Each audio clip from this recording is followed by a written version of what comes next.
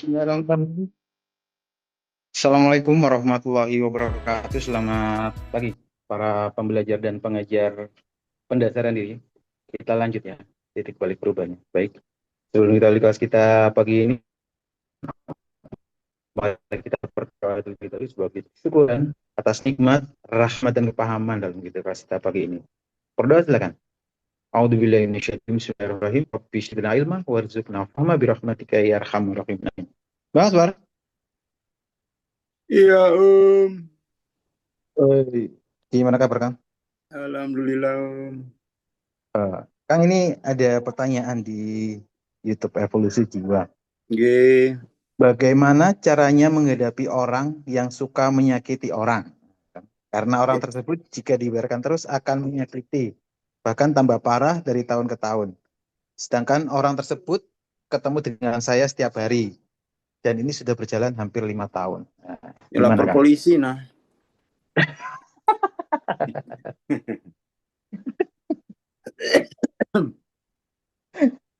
Ya harus lapor polisi. Membahayakan. Oh, D4-nya ini harus harusnya harus dipakai. dijamin.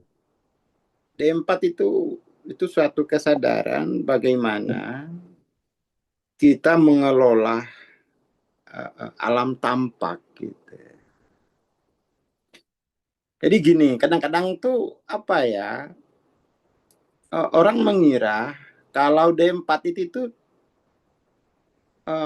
salah. Enggak, di konteks D4 itu aku itu sudah punya sifat transenden dan hanya saja memang pengetahuan yang terbatas.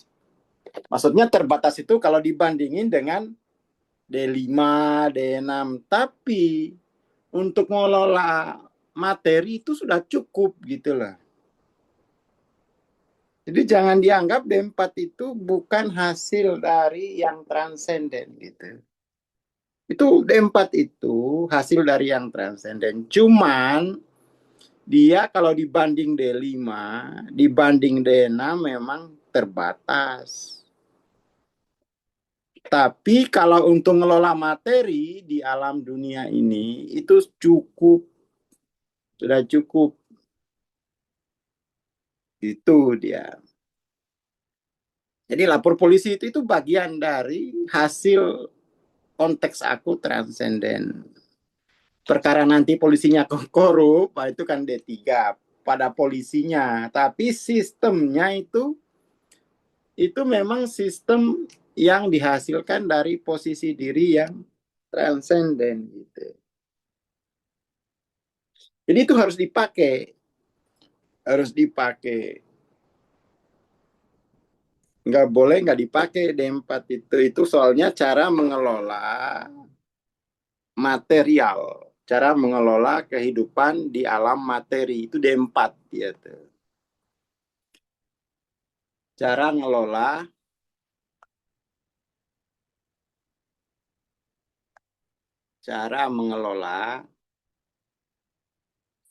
sumber daya materi. Itu harus pakai D4 kalau kamu ingin mengelola sumber daya materi. Gitu. Memang ini nggak cukup bagi kemanusiaan kita karena sumber daya materi itu kan nggak terdistribusi rata. Nggak terdistribusi rata dan tidak dia langka gitu kan, terbatas dan terkuasai. Itu kan sumber daya materi itu.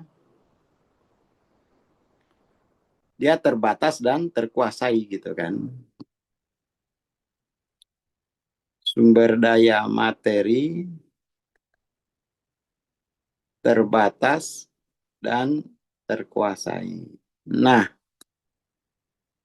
untuk bisa mendistribusikan sumber daya terbatas dan terkuasai ini itu harus pakai D4 gitu. Pakai D4. Makanya evolusi linier itu lama. Karena itu dia dikelola secara profesional gitu. Dikelola secara profesional.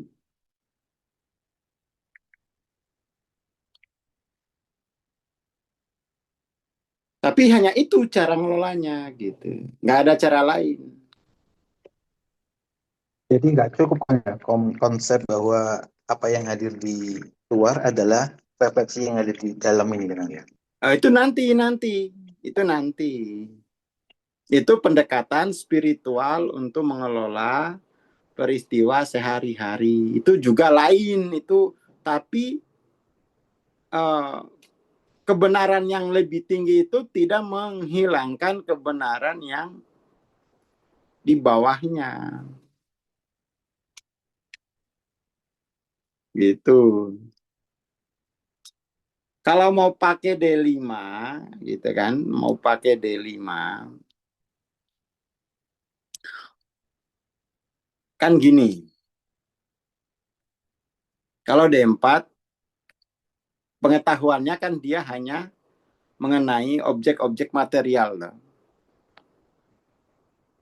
Jadi saya itu hanya punya punya takdir di wilayah observable event gitu kan. Hidup saya itu hanya di dalam dunia itu uh, uh, D4 gitu. Maka hidup dalam dunia ini itu yang dikelola dengan sistem. Jadi D4 itu ya saya hidup di dunia.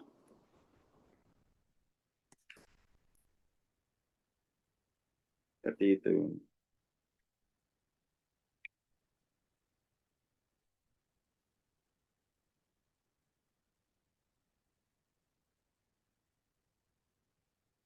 Hanya hidup di dunia kan, maka dikelola dengan sistem dunia. Itu D4.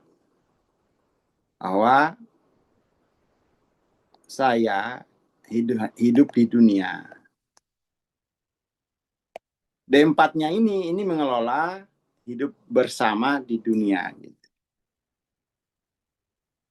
D5 itu tidak hanya di dunia saya hidup itu, juga ada kehidupan di alam jiwa. Kalau di D4 itu namanya beban kerja, ya, beban kerja. Kalau D5 namanya beban hidup,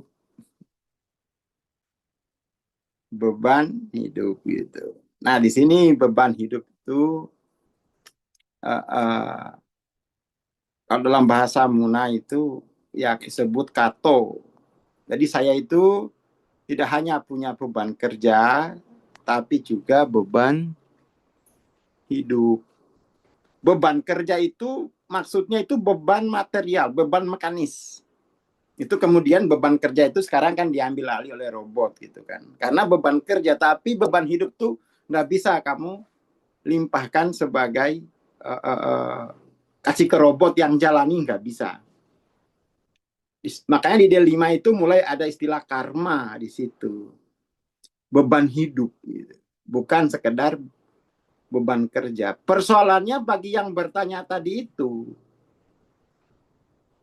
apakah masalah orang tadi itu dianggap sebagai beban kerja atau beban hidup? Gitu dulu, pastiin dulu itu. Pastikan dulu asas yang mau dia pakai mana gitu. Kalau dia pakai beban kerja, lapor polisi, biar polisi yang kerja. Karena memang ada unsur materialnya kan. Kalau mau pakai beban hidup, ya dia harus menghapuskan beban hidup itu dalam database katonya gitu. Seperti itu.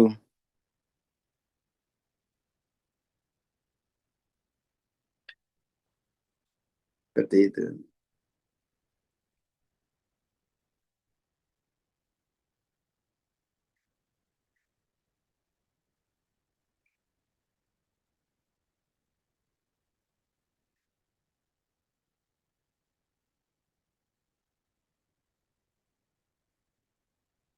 Seperti itu.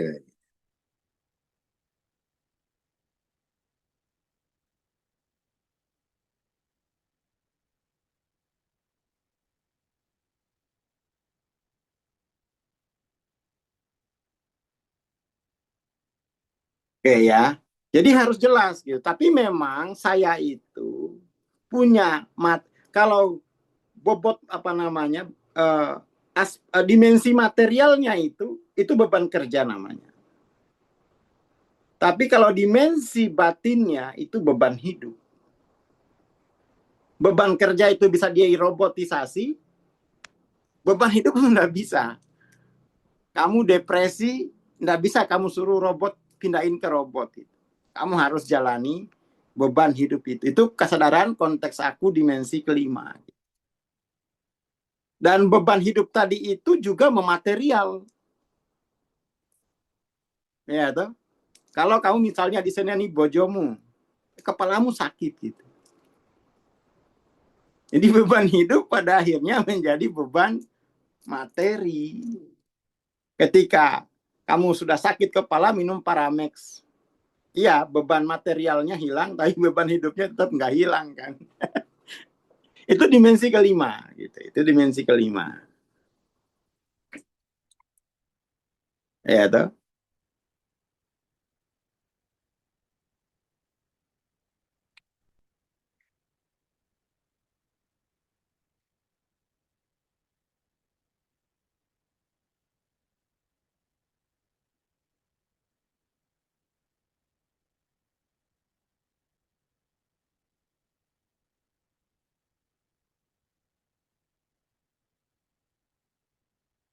Oke.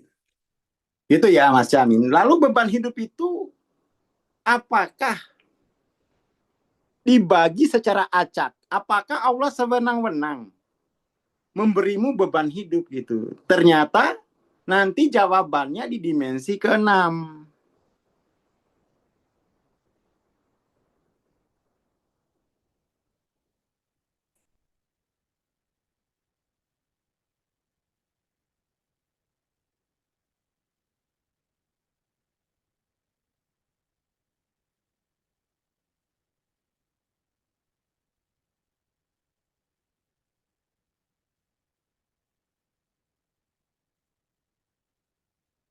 Seperti itu.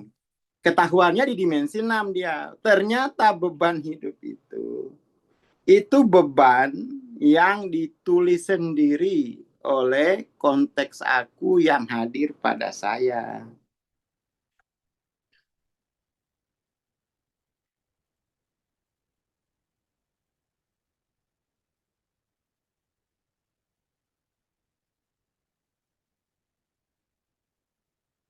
Seperti itu.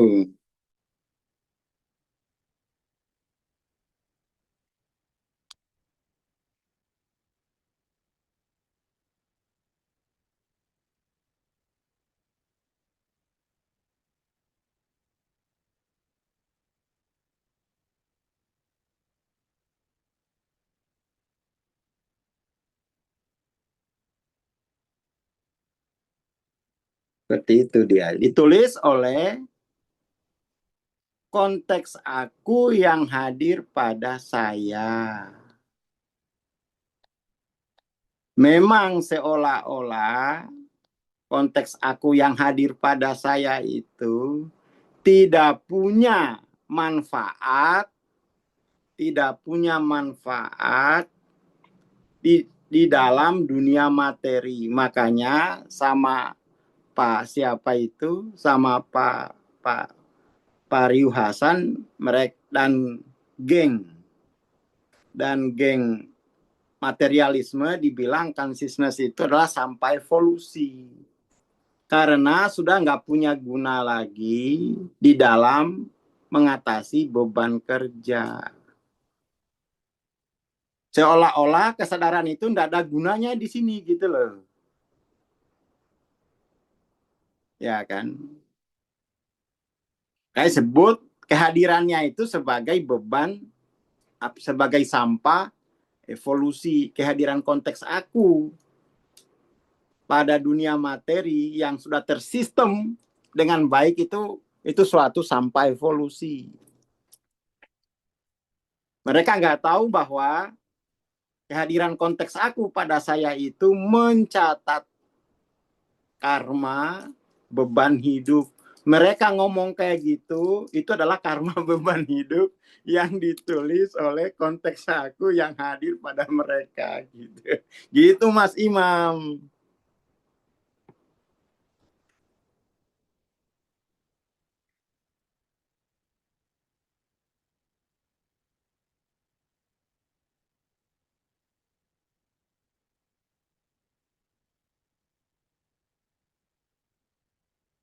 Seperti itu.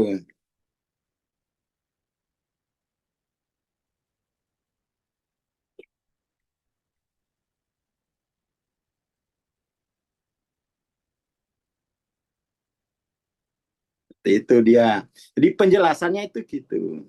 Mereka menyimpulkan seperti itu bahwa sampai evolusi itu adalah beban hidup mereka.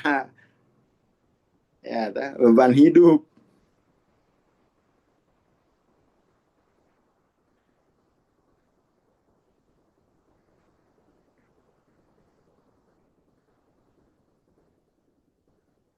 Seperti itu. Sebenarnya paham ini saja ya. Dimensi keempat, dimensi kelima. Wah, itu kamu sudah apa ya? Sudah cerdas sekali.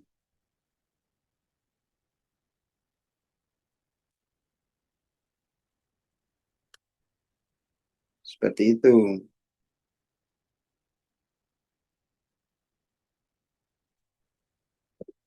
Dimensi keempat itu bagaimana mengelola sumber daya materi. Memang nggak butuh kesadaran, memang nggak butuh lagi kesadaran konteks aku yang hadir. Wong sudah punya algoritma gitu toh. Apa pentingnya? Apa pentingnya kehadiran konteks aku pada mobil listrik? Ya sampai evolusi aja gitu kan. Itu benar gitu. Itu betul. Jadi nggak usah harapin mobil listrikmu itu jalan karena kehadiran konteks aku,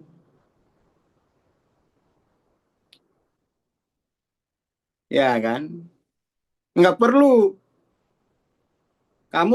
kamu kehabisan bensin, kemudian kamu cari konteks aku untuk ngisi bensin, nggak perlu karena ke pom bensin bayar 20.000 itu udah dapat, udah jalan gitu, nggak perlu uh, uh, capek-capek menghadirkan konteks aku dimensi 20 misalnya kan, nggak perlu. Kalaupun bisa, ya nggak perlu gitu. So what? Kita sudah punya Pertamina, ya kan? Makanya disebut sebagai sampah evolusi. Itu benar, itu benar,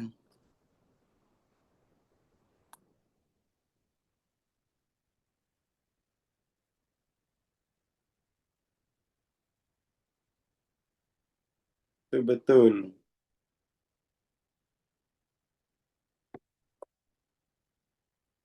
ya kan?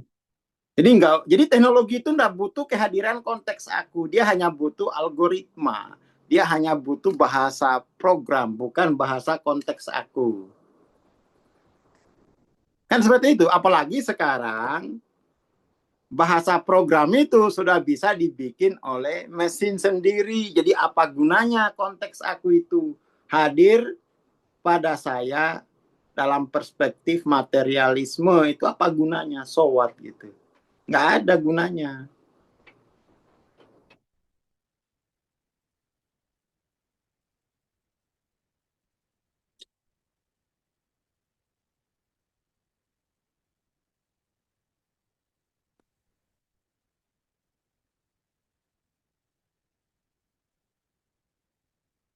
Seperti itu dia. Wong juga coding itu sudah bisa ditulis sendiri oleh mesin. Apa perlunya Mas Imam dengan kesadaran dimensi 10? Nggak perlu-perlu amat, kata Fahri Hasan. Itu betul gitu. Itu betul dengan asumsi, ya kan? Dengan asumsi mesin. Cuman masalahnya pengguna mesin ini manusia gitu. Ya benar Ustadz Gilman ini. Kalau masalahnya itu adalah mesin ini digunakan oleh manusia.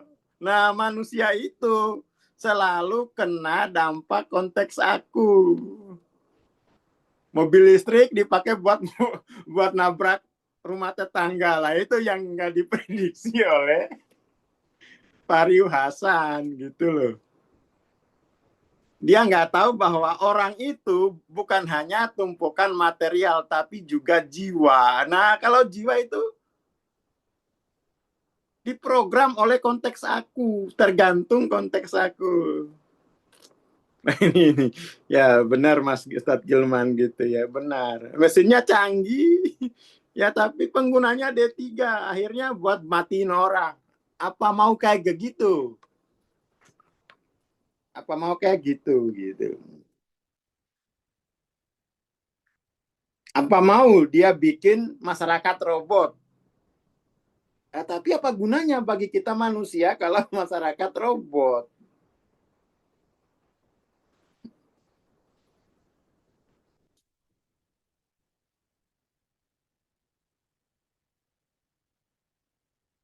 Seperti itu. Jadi tetap saja konteks aku itu memang pengaruhnya langsung ke Kato dia.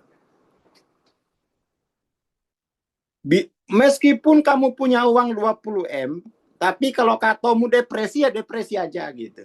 Kalau katomu stres ya stres aja gitu. Itu adalah kerja konteks aku. D5 saja itu sudah orang harus, wah ini saya harus kuasai buku Hawking ini gitu. Karena dia sudah sadar ternyata perilaku saya di dalam kehidupan sehari-hari itu sering 80% itu, mungkin 90 itu disumbang dari atomu gitu, dari bawah sadar. Itu temuan ilmu psikologi, ya, perilaku manusia itu didorong dari alam bawah sadar, bukan didorong dari alam sadar yang linier ini gitu. Itu ilmu psikologi menemukan itu.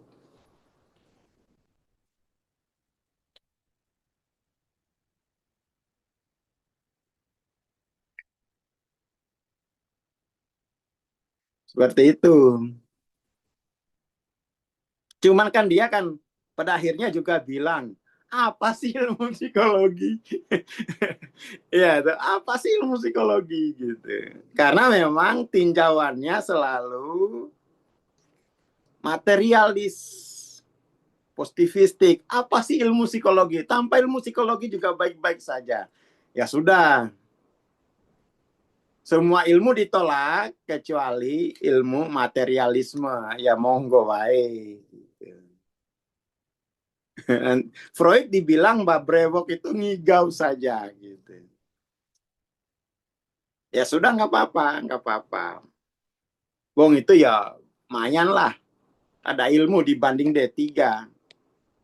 Tapi saya kira itu Dr. Ryu Hasan itu memang mau mengevolusikan masyarakat D3 ini gitu loh. Menurut saya sih di situ pas anunya dia itu mau mengkritisi D3 yang sudah pakai spiritual, D3 yang sudah pakai agama, D3 yang sudah pakai filsafat, lalu ndak mau terlibat dalam evolusi material gitu. Itu saya kira di situ lah ya. Itu husnudon saya aja gitu. Husnudon saya seperti itu. Ya kan. Ya D3 yang mabuk agama, D3 yang mabuk spiritual gitu. Hah? Oh, di ano? Ya saya kira itu dulu ya Mas Camim ya.